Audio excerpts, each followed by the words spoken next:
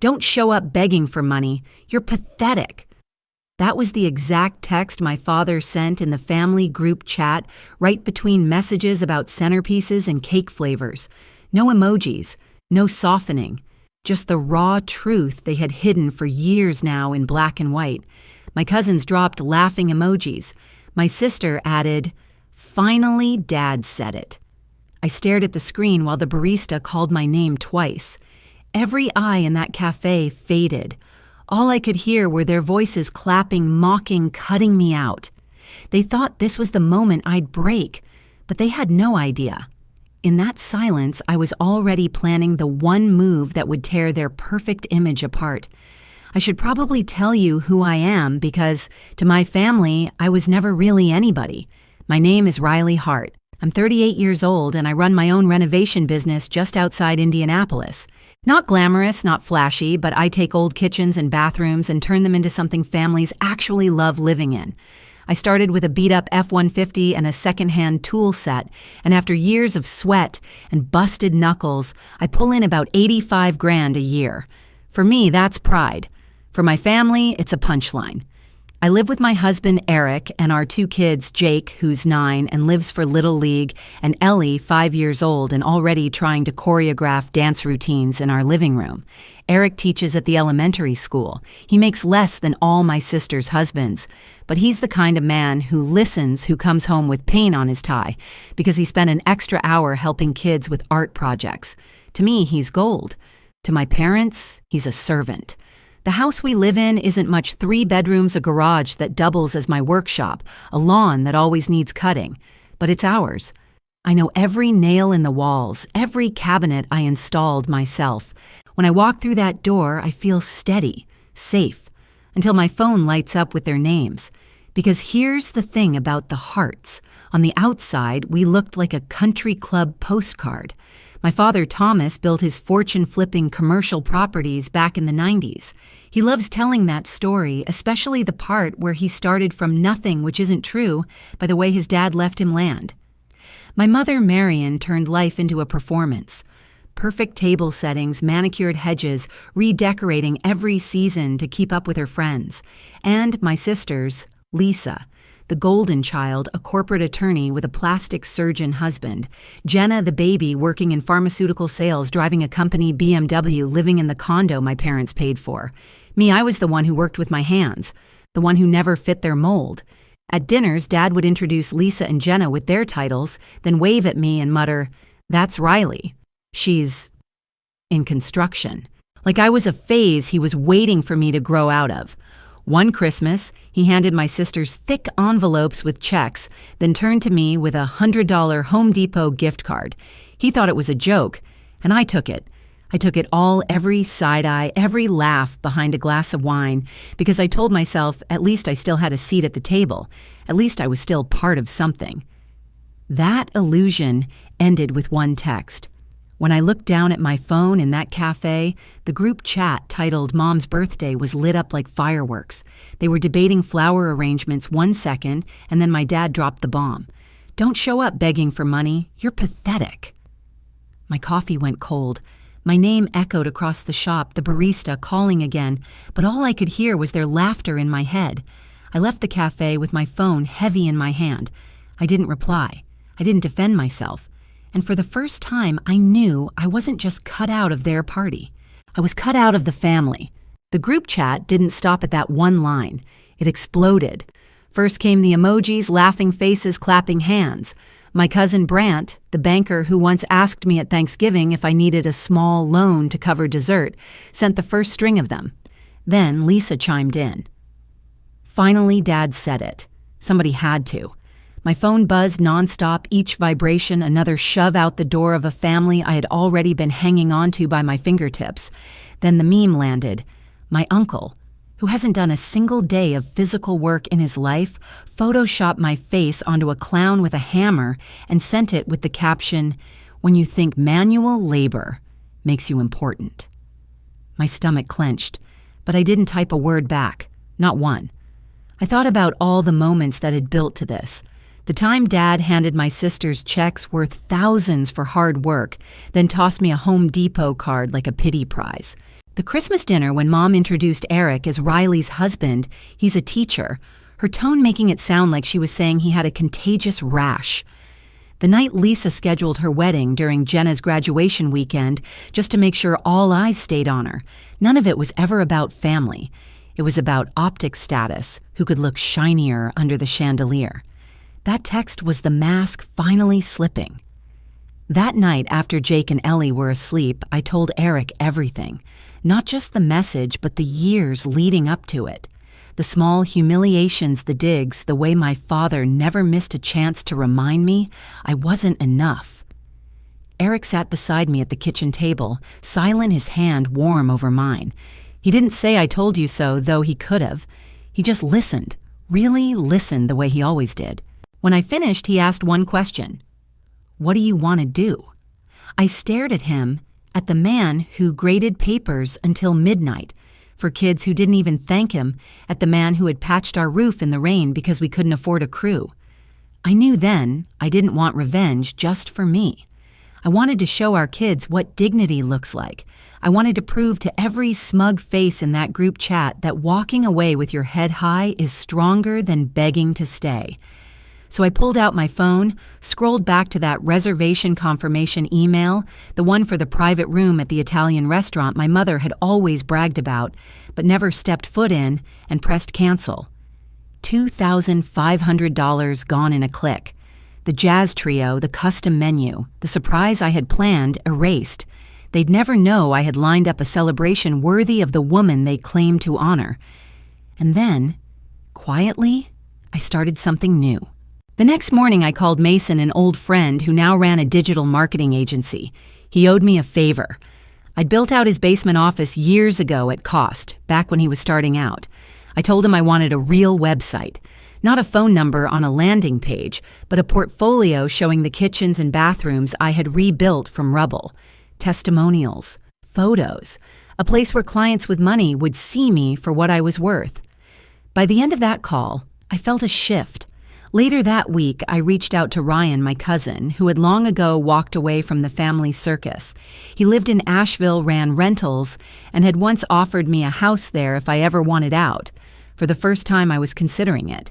I didn't rage. I didn't type paragraphs in the chat. I canceled the deposit. I made 2 phone calls. And I went back to work drilling into old oak cabinetry dust in my hair, a smirk tugging at my lips. They thought I was silent because I was broken. But my silence was the sound of the ground shifting under their feet. Change didn't come like a lightning strike. It came in steady, deliberate waves. Mason delivered on his promise fast. Within 2 weeks, I had a site that didn't just list a phone number, but told a story. Before and after photos of gutted kitchens turned into magazine spreads. Testimonials from clients whose names my parents would whisper in awe if they knew. A booking system so polished that inquiries started rolling in before the site even officially launched. He even set up Instagram and Facebook pages targeted straight at the wealthier neighborhoods. For the first time in years, people were reaching out to me not because I was the cheap option, but because I was the best. Jobs tripled almost overnight. I was walking into million-dollar homes clients, shaking my hand like I belonged there. I documented everything, clean, professional photos, even drone shots. Each click of the camera felt like building another brick in the wall between me and the family who had laughed me out of their circle. And yes, they noticed. I knew it when Lisa DM'd me. Where did you get the money to go to the Children's Hospital Gala? Those tickets are $500 each. No congratulations, just suspicion like success had to mean scandal. I left her on red. A day later, Mom texted Arena. I see your business is doing well. Maybe we should talk. Dad has connections that could help. Translation now that their friends were asking about me, they wanted credit for supporting me. I didn't bite. Then there was Dad. He actually called my new business line once. My assistant, yes, I had hired one, by then picked up. He hung up immediately. Just the thought of him, the man who mocked me for playing with hammers, choking on his own pride at the sound of my assistant's voice, that was worth more than any inheritance. But the most unexpected twist came from Jenna. She texted me asking to meet for coffee. Just her. No group, no entourage. I almost said no, but something in me wanted to hear what she had to say. We sat across from each other at a little cafe on the south side. She looked tired, messy bun, no makeup, nothing like the polished younger sister who always had the right bag and the right shoes. She admitted it straight. "You were right, Riley, about everything." Then she told me how the birthday dinner went down after I canceled the reservation. Dad scrambled and ended up booking a steakhouse. Mom kept asking about the Italian place, convinced something better had been planned, but Dad brushed her off. The whole night was awkward flat. People noticed I wasn't there. For the first time, I saw shame in Jenna's eyes. She confessed she'd stayed silent too long, gone along with the crowd. "They only loved you when you were useful," she said. And she wasn't wrong. By then, I had already spoken to Ryan. He told me a tenant was leaving one of his Asheville houses in a few months. 4 bedrooms, a big workshop out back, less mortgage than I was paying now. It sounded like air, like space to breathe. I didn't give my family explanations. I gave them breadcrumbs, a photo of moving boxes, a caption, "New chapter loading." That was it. While they whispered, speculated, and fumed in their group chat, I stayed quiet. But every day my silence got louder. Moving day didn't feel like an ending. It felt like oxygen. The house was stripped bare sunlight falling across the floorboards where our couch used to sit. Jake's baseball glove was stuffed into a box, labeled in messy marker. Ellie had drawn purple flowers across her moving box, grinning like this was an adventure instead of a goodbye. Eric carried the last load out, sweat streaking his shirt, but smiling. I took one last photo of the empty living room and posted it with a caption, "Sometimes leaving toxic people behind is the only way to grow." No location tag, no explanation, just the truth. We pulled out of the driveway at 8 a.m., Eric leading with the SUV and kids me following in the rental truck. Windows down, cool air rushing in the sound of tires on pavement, louder than any goodbye my family would ever give me. 8 hours later, we were in Asheville. Ryan met us with keys and pizzas. The house was everything he promised, wide porch, backyard with a maple tree begging for a tire swing, a workshop 3 times the size of my Indiana garage. I walked through each room, bare walls echoing with the kids' footsteps, and for the first time in years, I didn't feel small. I felt free. The months that followed were a blur of building, literally and figuratively. I incorporated my business in North Carolina. Mason launched ad campaigns that put my projects in front of exactly the kind of clients I wanted: tech, CEOs buying mountain retreats, old money families restoring century-old estates. One video, a documentary-style reel of me overseeing a $1 million kitchen, went semi-viral. Suddenly, I wasn't just in construction. I was the name people called when they wanted craftsmanship no one else could pull off. Revenue skyrocketed. I went from $85,000 a year to on track for $250,000, then past it. Within a year, my new division with David Miller, home automation for luxury properties, was bringing in 7-figure contracts. I hired a team, built a showroom downtown with demo stations, even got written up in a design magazine. And my family, they were watching. I knew because the silence turned into static. Messages started pouring in. First from Lisa pretending to be curious about how I managed tickets for the gala. Then from Mom, "Your father has connections that could help you expand." Then from Dad, "You've made your point. Enough is enough. People are asking about you. It's embarrassing. Not one apology, not one word of ownership. Just concern for their image." I ignored it all. But silence wasn't forever. Almost exactly a year after I left, the news broke. Thomas Hart Real Estate collapsed. Headlines about investigations, misrepresented properties, investors screaming fraud, assets sold, vacation homes, gone, cars repossessed.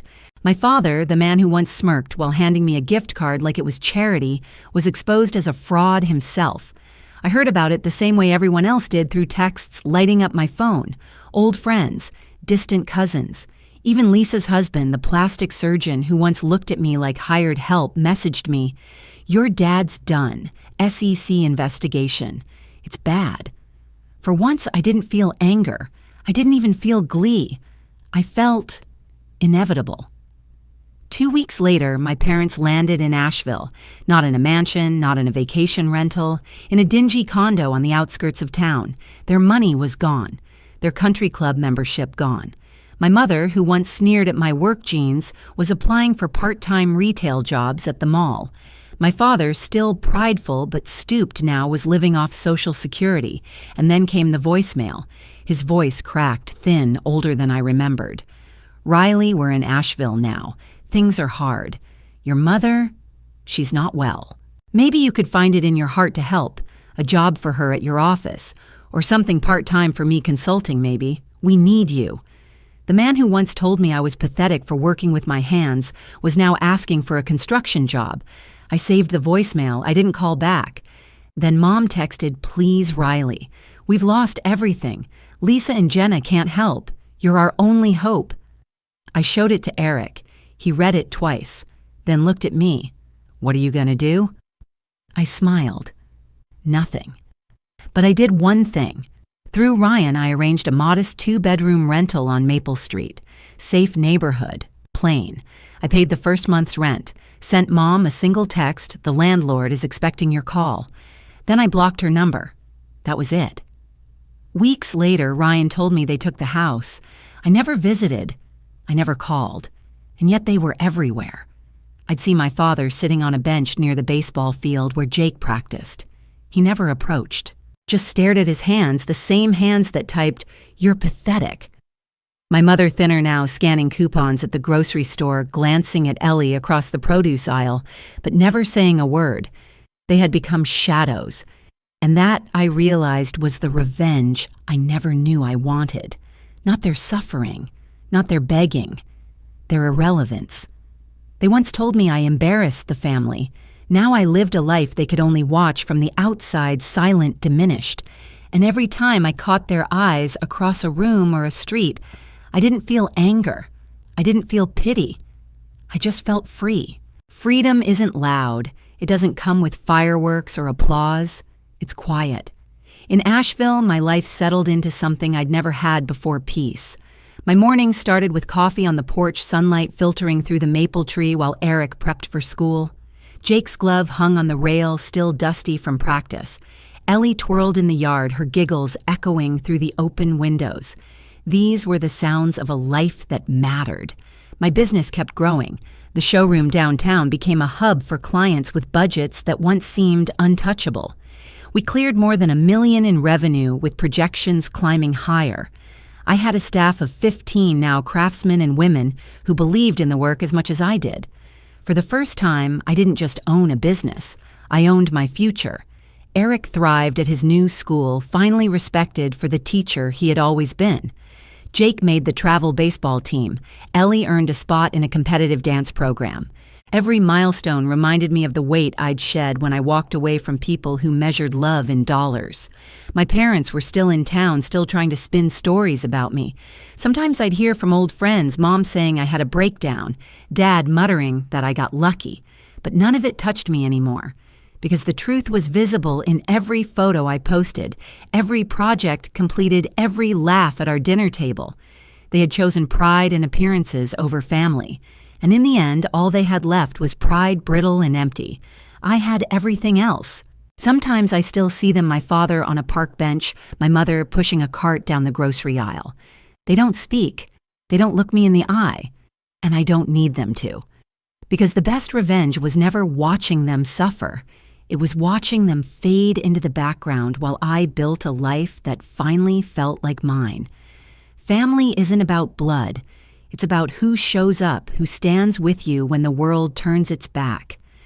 I chose my family, the one I built with my own 2 hands. If you've ever had to walk away from people who never valued you, you're not alone. Share your story in the comments and hit subscribe for more.